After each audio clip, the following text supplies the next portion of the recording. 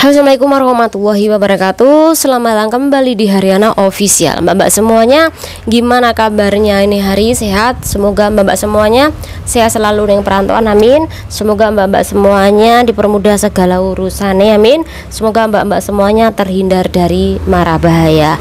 Doa terbaik buat mbak-mbak semuanya, semoga rezekinya barokah selalu. Dan jangan lupa bulan ini nabung nggih.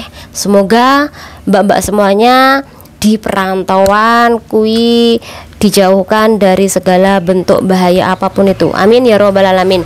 Nah mbak-mbak semuanya, kali ini kita bakal membahas dua sekaligus kasus, yang dimana salah satu kasus kui lanjutan dari kasus kemarin mbak. Jadi silakan disimak karena banyak banget pelajaran yang bisa diambil buat kawan-kawan semuanya. Dan ini adalah pembahasan buat mbak-mbak semuanya sebagai bentuk pelajaran. Oke, yang pertama, jadi mbak-mbak kemarin saya nonton video aku, pasti paham kita bahas tentang apa. Tapi bagi mbak-mbak yang belum nonton, kita kasih cuplikan sedikit aja. Jadi kemarin minggu kui ada PRT Indo sing keciduk 3 petugas imigrasi sekaligus ketika dia kui melakukan aktivitas pertukaran barang berbentuk kalender dengan uang kepada para PRT lain yang lewat di situ. Jadi semacam jualan tapi dibalut dengan sumbangan. Jadi jualan kalender, mbak itu kasih uang seikhlasnya, bisa 10, bisa 15, bisa 20 dolar Hongkong sampai dapat kalender. Jadi nggak mematok harga seperti itu kan. Nah setelah aku mbak diintai oleh 3 petugas, kemudian mbak Iki keciduk oleh petugas tersebut setelah melakukan aktivitas. Kui pasti mbak, kalau sampai nggak melakukan aktivitas, kui nggak mungkin nggak keciduk, karena orang-orang petugas imigrasi kui juga memerlukan bukti untuk nanti dibawa ke persidangan. Jadi kalau nggak ada bukti, nggak berani mereka menciduk sampean, karena sampean bisa menuntut balik mana buktinya, seperti itu.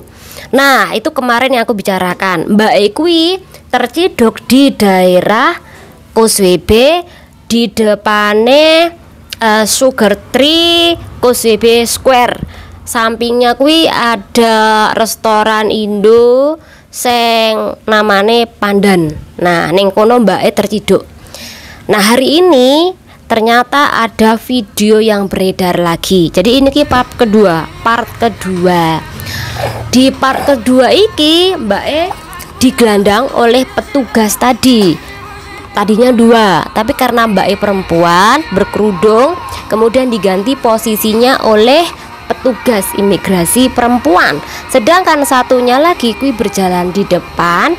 Nah yang ketiganya petugas yang ketiga kui neng belakang mbak sambil membawa box yang berisi bukti-bukti kalender. Jadi mbak kui setelah ketangkap dibawalah ke kantor imigrasi untuk diintegrasi ke depannya mbak. Nah ketika aku membaca VT-nya, konon katane mbak Iki tidak bersalah. Mbak Iki hanya disuruh menunggu barang orang yang tidak dikenal. Mungkin mbak berdiri di situ nih, kemudian ngobrol sama orang tersebut. Kemudian orang tersebut mungkin mau kemana gitu, yang pemilik barang pertama tadi mungkin mau jualan ke tempat lain, atau mungkin ke toilet, atau mungkin mau makan. Jadi dia menitipkan kalender itu kepada mbak yang berkerudung krem tadi. Nah ketika mbak kui di situ ternyata sudah diintai oleh petugas imigrasi, akhirnya keciduk tadi. Tetapi kalaupun mbak kui tidak melakukan aktivitas, mungkin nggak bakal keciduk. Mungkin mbak kui sedang melakukan aktivitas, ada yang pengen beli kalender, kemudian mbak kui memberikan kalender, kemudian ada pertukaran antar kalender dan uang. Akhirnya karena ada pertukaran, lebih pasti keciduk mbak. Jadi apakah nanti mbaknya dibebaskan kalau Mbak Eki memberi kesaksian keterangan yang sebenarnya? Tapi apakah pihak dari petugas imigrasi ini percaya. Jadi kita akan ngelihat bagaimana tentang kasus Mbak E. Iki yang pertama. Oke, kita bakal bahas kasus yang kedua, Mbak. Jadi kasus kedua yang lagi beredar di sebuah berita lokal, ada sebuah akun Facebook iki ngirim video foto-foto dari platform TikTok di grup Facebook kumpulan orang Hong Kong. Nah, nama grup Facebook kui Hong Kong Mom. Jadi kalau kita baca Hong Kong Mom kui pasti kumpulan-kumpulan majikan sing kui membahas tentang anake, tentu kui membahas juga tentang PRT-nya yang menjaga anaknya dia. Kui pasti.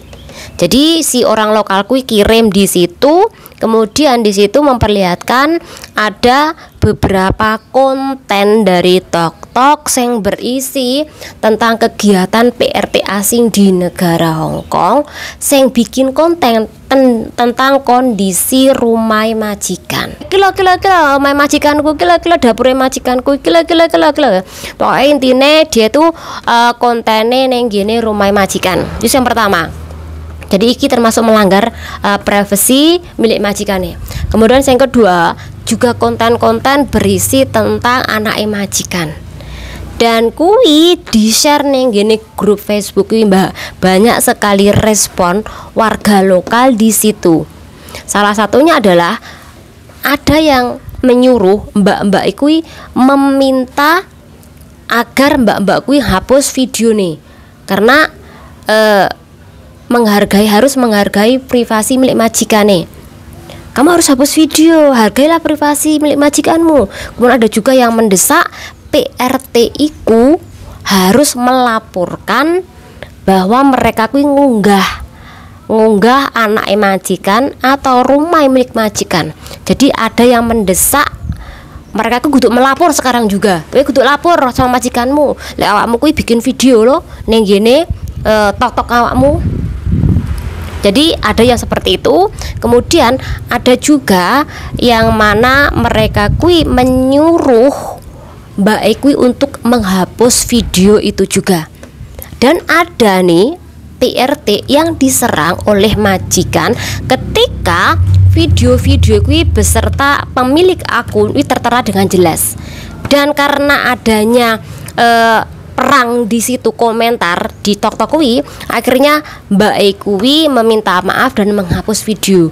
Untung aja Mbak E kuwi gelem ngelakuin menghapus video. Coba kalau nggak mau menghapus video, mungkin mikirnya view-ne wis akeh mau dihapus, pasti sampean bakal kena, Mbak. Karena orang Hong Kong kuwi nggak akan main-main kalau soal privasi rumah ataupun privasi dari anaknya. Jadi kita banyak belajar dalam kasus iki. Ojo sampai bikin konten kuwi gini majikan. Mungkin nek panek konten kaya aku kan yang dapur tok ngomong tok, iki enggak masalah, Mbak. Sing penting sampean kuwi kamerane enggak bawa keliling. Jadi sampean sambil ngomong nih, halo. Nah, this is my house, this is my employer house. Jadi sampean gawa keliling, mumet wong sing ndelok. Terus ngamuk yo iya. Orang bakal suka dengan kondisi kerja sampean. Dan mereka kuwi mungkin kalau nontonnya itu sesuatu yang wow banget, Mbak, untuk dilihat. Oh, majikane si A ternyata kayak gini ya. Oh, ternyata majikane si A tuh rumahnya gede banget ya. Wow, rumahnya bagus banget ya, barang-barangnya banyak banget. Tapi sampean harus hati-hati karena mungkin konten sampean bagus bagi sampean dan bagus dilihat orang lain, tetapi sampean kuwi ngelanggar privasi milik majikan, Mbak. Jadi dalam kasus ini hati-hati bagi mbak-mbak nih sing apabila sering banget membuat konten di rumah majikan, kemudian ngevlog keliling rumah majikan, hati-hati. Kemudian mbak mau bikin konten juga hati-hati. Anak majikan mau bikin konten hati-hati, kecuali sampean izin dulu sama majikan, Mbak. Itulah intinya. Berapa sih view atau orang yang follow awakmu ketika awakmu membuat konten di TikTok atau mungkin di YouTube? Berapa sih? Nggak seberapa, 2.000, 3.000. Apakah ada yang 100.000? 100.000. Kalau ada, oke lah awakmu seandainya suatu saat awakmu tuntut oleh majikanmu. Tetapi kalau cuma 1.000 2.000 ya rugi ya, ketika kamu dituntut cuma dapatnya subscribe-nya 1.000 2.000 seperti itu. Jadi lain kali hati-hati di dalam kasus ini, jangan sampai kita kui dijadikan bahan ejekan, olokan, bulian oleh mereka-mereka yang jelas-jelas kita tuh hanya numpang hidup di negara Hong Kong. Jadi sadar diri. Lek sampean bikin konten, setidaknya kontennya tentang sampean pribadi. Mungkin lek sampean bikin konten tentang masak-masak di dapur majikan, kui masih bisa ditoleransi, Mak, nggak apa-apa. Tapi hati-hati ketika sampean konten tentang masak tapi kameranya mau depnesa omai majikan. Hati-hati. Karena nggak semua majikan kui suka. Kalau privasi rumah kui mau taruh nih sosial media, juga bisa membahayakan keamanan sekeluarga majikan.